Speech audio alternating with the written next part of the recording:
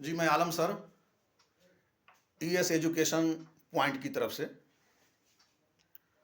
Good morning all of you. कैसे हैं आप लोग?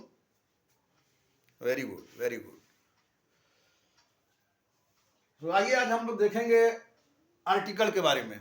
आर्टिकल क्या है, आर्टिकल के कितने काइंड्स हैं और उन सबका डेफिनेशन क्या है, उन सब का विथ एग्जाम्पल हम समझने की कोशिश करेंगे। तो आइए शुरू करते हैं। Article, an article is a word that comes before a noun। Article उस वर्ड को कहते हैं जो नाउन से पहले पहले आता है। जो नाउन से पहले पहले आता है उसको हम क्या कहते हैं? आर्टिकल कहते हैं। Article are use to point out of the people और थिंग। आर्टिकल का प्रयोग किया जाता है किसी पीपल के साथ, लोगों के साथ, वस्तु के साथ, स्थान के साथ। भाई noun is the naming word. किसी भी चीज के नाम को हम नाउन कहते हैं और नाउन के पहले आर्टिकल का इस्तेमाल होता है जी। तो किसी भी आर्टिकल का इस्तेमाल नाउन से पहले पहले किया जाता है। आर्टिकल के कितने भेद हैं? आर्टिकल के कितने काइंड हैं? Article are of two kinds. Article के दो काइंड हैं, दो भेद हैं। एक है इनडिफिनिट आर्टिकल, दूसरा डिफिनिट आर्टिकल। पहला है डिफिनिट आर्टिकल और दूसरा डिफिनिट आर्टिकल। इनडिफिनिट कहने से ही पता चल रहा है, इस वर्ड को जैसे ही हम इस वर्ड का नाम लेते हैं उसे पता चल रहा है इनडिफिनिट, जिसके अंदर कोई निश्चितता ना हो, अनिश्चित हो, जो पक्की बात ना हो, उसको हम बोलते हैं इनडिफिनिट। और डिफिनिट कहने से पता चलता है निश्चितता जिसके अंदर हो, बात पक्की हो, अडिग हो, बिल्कुल अटल हो, बिल्कुल फैक्ट बात हो, उसको बोलते हैं डिफिनिट। तो अब समझते हैं इनडिफिनिट क्या होता है और डिफिनिट क्या होता है। इनडिफिनिट आर्टिकल्स के अंदर अ और एन का प्रयोग होता है। डिफिनिट आर्टिकल के अंदर दो हैं, एक है ए और एक है एन। तो ए और कहां पर प्रयोग होता है और एन का प्रयोग कैसे होता है, इसको हम जान लेते हैं। डिफिनिट आर्टिकल के अंदर ए और एन का प्रयोग होता है। They are use when we are not taking of any person और थिंग इन पार्टिकुलर। ए और एन का प्रयोग उसके साथ होता है जो किसी खास पर्सन या खास स्थान या खास चीजों की तरफ पार्टिकुलर ना हो, खास ना हो। किसी स्थान हो, वस्तु हो या कोई पर्सन हो, उसकी तरफ खास ना हो, उसको हम क्या कहते हैं? इनडिफिनिट कहते हैं। जैसे आप देख लीजिए, इसके अंदर दो चीजें हैं, ए और एन। तो ए का प्रयोग कहां होगा, इससे बात आपको क्लियर समझ में आ जाएगी। A is use before words that begin with a consonant sound. जिसका प्रयोग, जिसका इस्तेमाल वर्ड के पहले, जिस वर्ड का इस्तेमाल कॉन्सोनेंट साउंड से होता हो, उसके पहले हम अ का प्रयोग करते हैं। अ का प्रयोग किसके साथ करते हैं, किसके पहले करते हैं? कौन से नाउन के? उस नाउन का जिस वर्ड का शुरुआत कॉन्सोनेंट से शुरू होता हो। जब हम कोई भी नाम लेते हैं, उस नाम को जब हम किसी कॉन्सोनेंट साउंड के जरिए से अगर उसकी शुरुआत बिगिनिंग करते हैं, शुरुआत करते हैं, स्टार्टिंग करते हैं, तो उसके पहले अ का प्रयोग होता है। और जैसे एग्जांपल के तौर पर बॉय, बॉय क्या है? कॉन्सोनेंट है। बॉय क्या है? कॉन्सोनेंट। इसका साउंड क्या है? कॉन्सोनेंट है। तो जिस कॉन्सोनेंट का शुरुआत, जिस वर्ड का शुरुआत कॉन्सोनेंट से होता हो, उसके पहले हम अ का प्रयोग करते हैं। बॉय क्या है? कॉन्सोनेंट से शुरू है। गर्ल, गर्ल क्या है? कॉन्सोनेंट है, इसके लिए अ गर्ल होगा, अ बॉय होगा। मैन क्या है? कॉन्सोनेंट से शुरू है, इसके लिए अ मैन होगा। बुक क्या है? कॉन्सोनेंट से शुरू है, तो अ बुक होगा। हम लोग सब जानते हैं कि इंग्लिश के अंदर 26 लेटर हैं जी, 26 लेटर हैं, जिसमें ए ई आई ओ यू, ये 5 क्या है? वॉवेल्स हैं, और बाकी सब क्या है? सब 21 क्या है? वो कॉन्सोनेंट है। तो जिसके शुरुआत ए ई आई ओ यू को छोड़कर बाकी जितने भी 21 लेटर कॉन्सोनेंट है उनसे शुरू होता हो, जिसका उच्चारण, जिसका हिंदी उच्चारण ए ई आई ओ यू से होता हो, उसको बोलते हैं वॉवेल्स।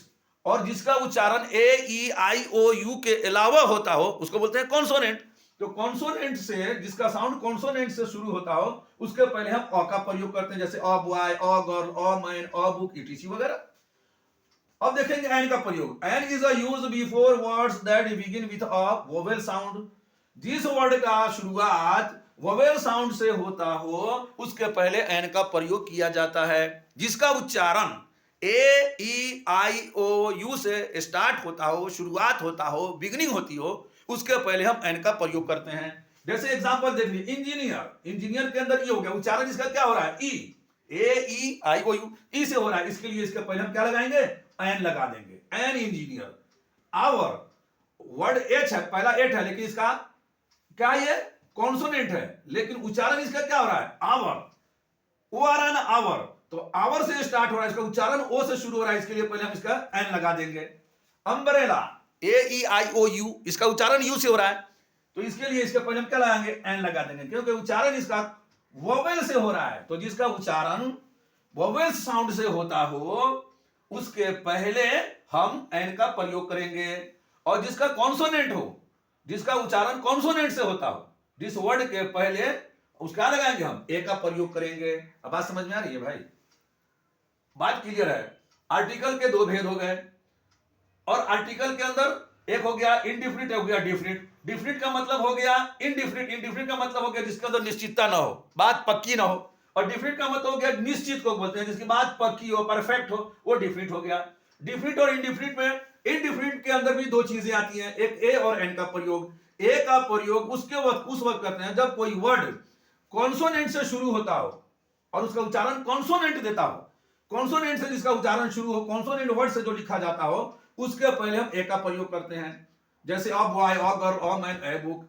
और एन का प्रयोग उस वक्त करते हैं, उस वर्ड के साथ करते हैं जिसकी शुरुआत वोवेल से होती हो, जिसका उच्चारण वोवेल से होता है, ए ई आई ओ यू से शुरू होता हो, उसके पहले हम एन का प्रयोग करते हैं। जैसे इंजीनियर, आवर, अम्ब्रेला, एटीसी वगैरह। बात समझ में आ रही है भाई आप लोगों को, बात समझ में आ गई ना। आगे देखते हैं डिफिनिट आर्टिकल। डिफिनिट का मतलब हो गया पक्का। डिफिनिट आर्टिकल के अंदर द का प्रयोग होता है। It is used when we are refer to specific और पार्टिकुलर थिंग्स। डेफिनिट आर्टिकल उसको कहते हैं जिसके अंदर निश्चितता हो, पार्टिकुलर, किसी खास व्यक्ति की तरफ, खास वस्तु की तरफ, खास पर्सन की तरफ इशारा करता हो, उसको बोलते हैं डेफिनिट आर्टिकल। तो जो वर्ड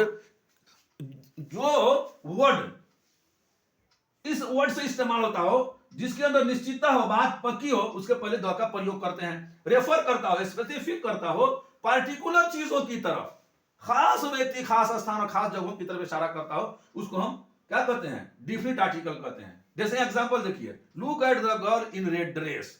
उस लड़की को देखो जो लाल ड्रेस में है, उस लड़की को देखो जो लाल ड्रेस में है। शी इज माय सिस्टर, वो मेरी बहन है।